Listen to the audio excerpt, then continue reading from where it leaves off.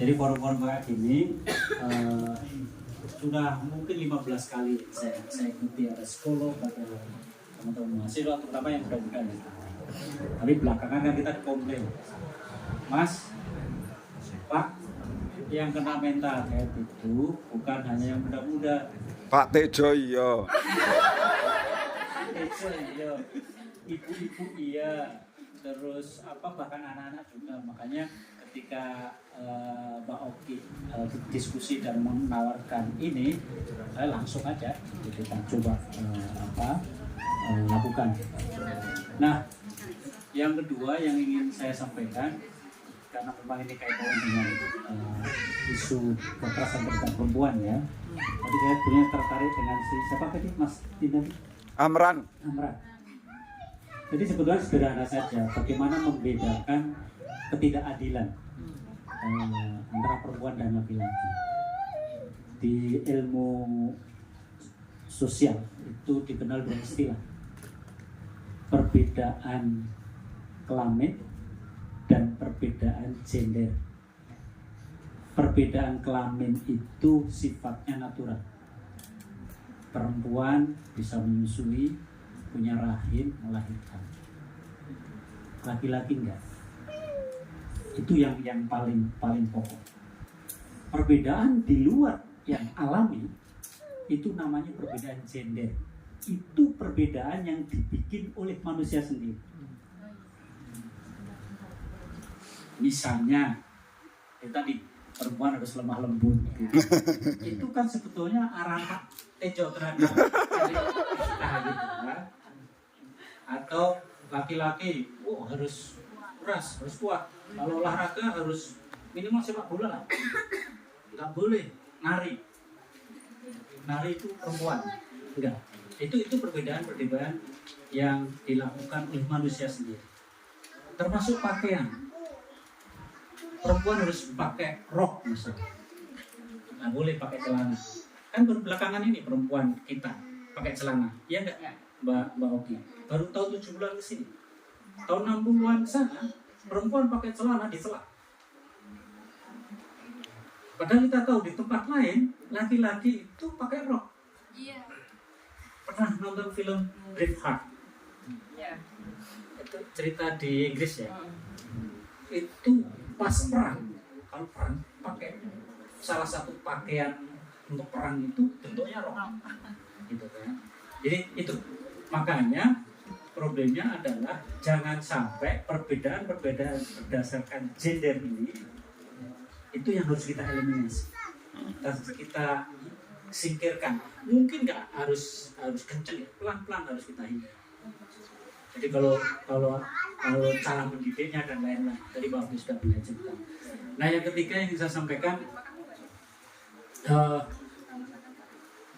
menurut WHO, mungkin Mbak Ilin ngerti ya, paham Mas. Satu psikolog itu idealnya melayani 30.000 jiwa.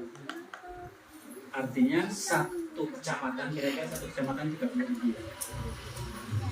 Itu harus ada satu psikolog. Di kita berapa perbandingannya? Gede sekali. Nggak tahu Mbak Ilin, 1 banding berapa? Dibanding jumlah penduduk kita ini. Ratusan ribu, 140.000 atau berapa? Itu pun terkonsentrasi di Jawa.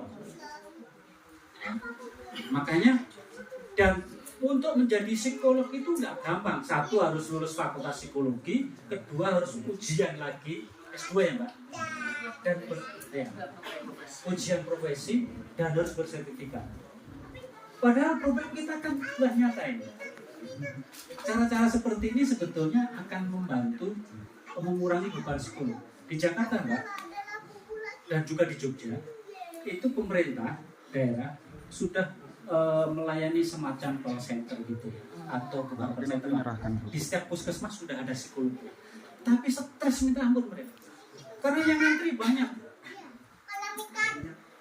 Nah, makanya di kami sedang berpikir bagaimana membantu masalah ini dengan cara menciptakan sebanyak mungkin konselor.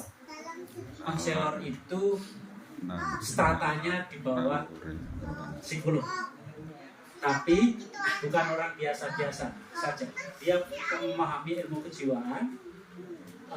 Kita sedang diskusi dengan IPSI ya Pak? Ikatan Psikologi Klinis. Ya. IPK. IPSI. Bagaimana merancang sebuah kurikulum untuk mendidik para konselor. Apa tugas konselor? IPSI apa? Tugas konselor adalah Lah ya, IPSI apa? penolong pertama pada kesehatan mental. Kira-kira P3K. Itulah. Penolong pertama pada kesehatan mental. Tugas utamanya adalah menjadi pendengar keluh kesah. Caregiver. Jadi kalau ada masalah berkeluh kesah, kalau kemudian dia mampu mengidentifikasi, maka akan disarankan ke psikolog. Sebab konselor tidak boleh memberi nasihat, tidak boleh mengeksekusi. Dia hanya boleh mendengarkan, mengarahkan pembicaraannya agar lebih terbuka. Soal kamu harus ini, harus itu nggak boleh. Itu wilayahnya Mbak Elin dan kawan-kawan. Nah, yang kita butuhkan sebetulnya itu sekarang untuk mengurangi gap psikolog yang sangat sedikit itu. Makanya doakan saja, kami dan IPK sedang merancang itu, moga-moga akan banyak konselor dan Anda bisa jadi seperti itu nanti. Amin. Ikut kursus sertifikat yang sedang kita rancang sehingga nanti bisa menjadi apa istilahnya Mbak kita tadi, agen perubahan untuk membantu kawan-kawan kita, saudara-saudara kita yang memang sedang mengalami masalah mental. Sebab kalau problem mental ini tidak kita tangani dengan baik, ya semua akan masa depan kita akan suram semua. Jadi itu yang bisa saya pakai. Sekali lagi ini mau ditutup juga kan? Terima kasih atas partisipasinya Pak Tejo, luar biasa. Mbak Elin, ilmunya banyak banget gitu. Saya selalu menyerap hal baru dari setiap kali mendengarkan psikolog bicara sama audiens kayak gini. Ada yang baru dan itu menjadi sesuatu yang nanti akan kita bahas ke sana, terutama dengan Ikatan Psikolog Gris, IPK. Nah, Pak Oki, terima kasih sudah mencurahkan segala kemampuannya untuk membantu kita. Dan urusan tulis menulis sebetulnya kan disebut gampang juga gampang, disebut susah juga susah. Tapi kalau orang ajari saya menulis itu gampang saja, ya udah mulai menulis gitu. Jangan, nggak usah pakai teori ya Pak Oki. Nulis saja nanti dibenerin sambil jalan. Sebab nggak ada teorinya gitu.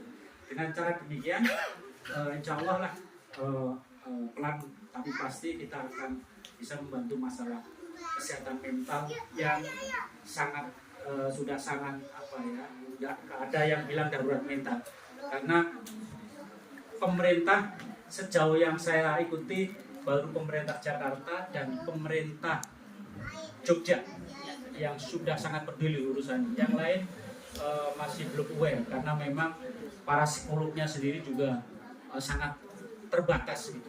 Saya nggak tahu Mbak Ilian ini setiap hari atau setiap minggu harus melayani berapa klien. Tapi pengalaman saya waktu ketemu seorang psikolog di Malang, dia stres juga karena terlalu banyak, butuh healing juga mas saya ini karena terlalu banyak klien gitu.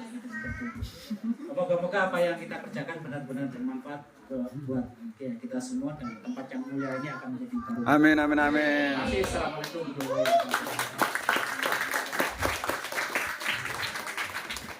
Baik, terima kasih.